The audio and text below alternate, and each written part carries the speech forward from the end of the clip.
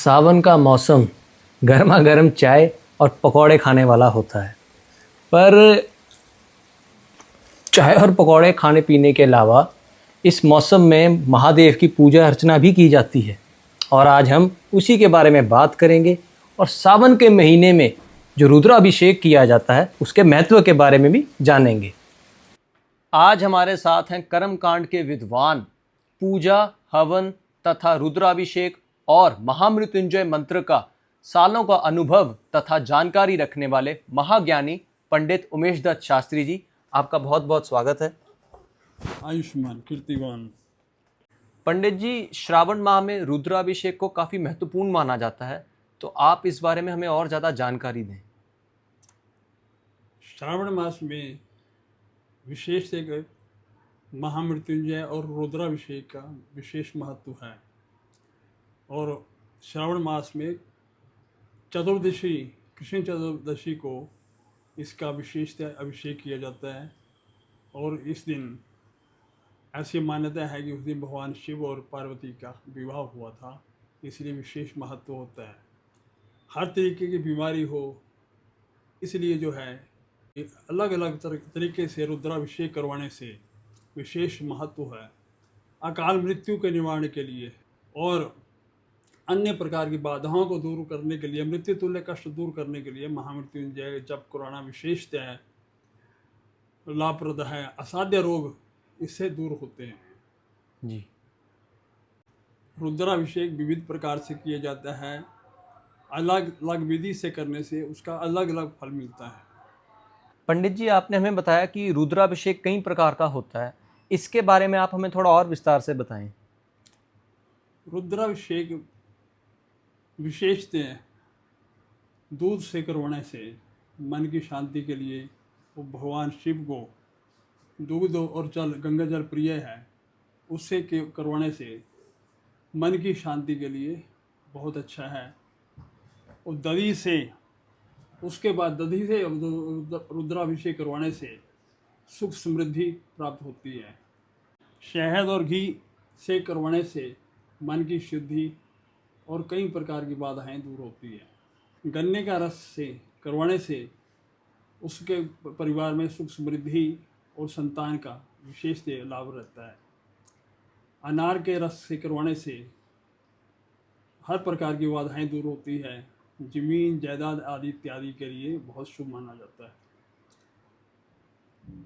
और उसके बाद अन्य कई प्रकार के हैं। तेल से करवाने से, सरसों के तेल से अभिषेक करने से शनि जनित जितने भी अनिष्ट हैं और राहु केतु के कुंडली के अंदर जनित जितने भी अनिष्ट हैं उनकी शांति के लिए सरसों के तेल से अभिषेक करना विशेष फलप्रद है।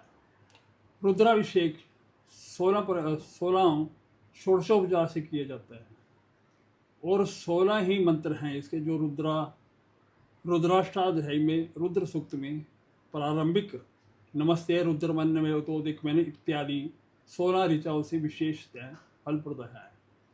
और बिलपत्र भगवान शिव को अति प्रिय है, तो बिलपत्र का अवश्य इसके ऊपर भगवान शिव पे उसको जड़ा अर्पण करना चाहिए।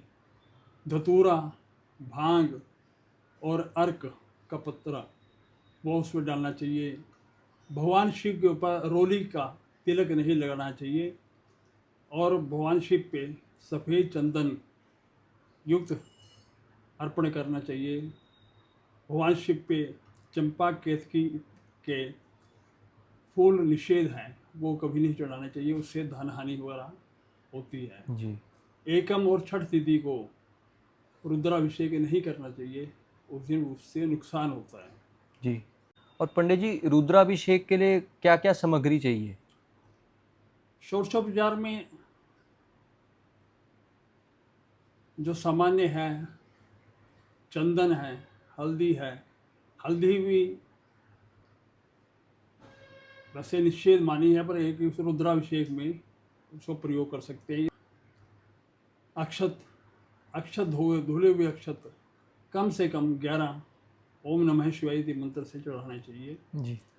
विशेषतः चांदी का चंद्र बना के भगवान शिव के ऊपर अर्पण करें। जी।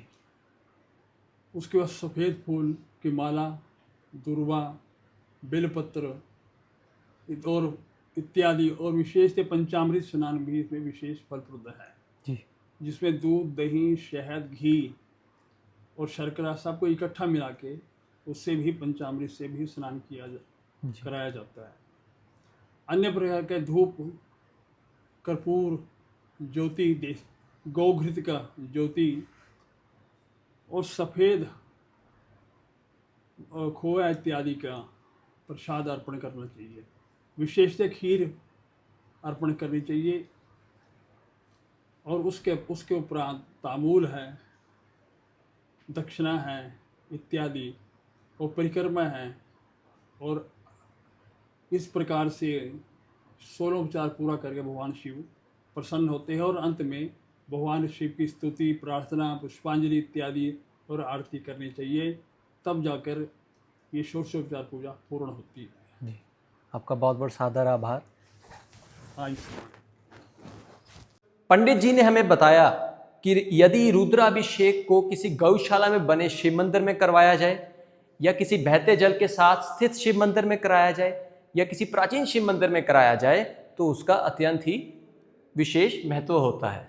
इस साल जो सावन है वो 11 जुलाई 2025 से आरंभ हो रहा है, और इसका समापन 9 अगस्त 2025 को होगा।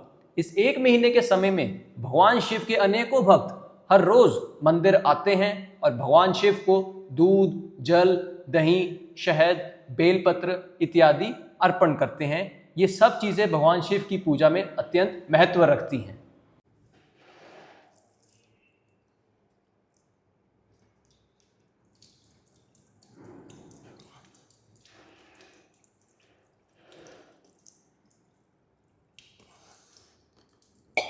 हर हर महादेव।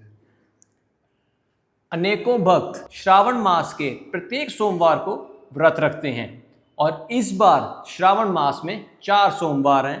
पहला सोमवार 14 जुलाई, दूसरा 21 जुलाई, तीसरा 28 जुलाई और चौथा 4 अगस्त को। इसके अलावा हमें ये भी पता चला है कि श्रावण मास में भगवान शिव की भक्ति करने से इंसान के सारे जो कष्ट हैं, रोग हैं, वो दूर हो जाते हैं, उसको सफलता प्राप्त होती है। तो आप भी इस श्रावण मास में भगवान शिव की भक्ति जरूर करें। हर हर महादेव।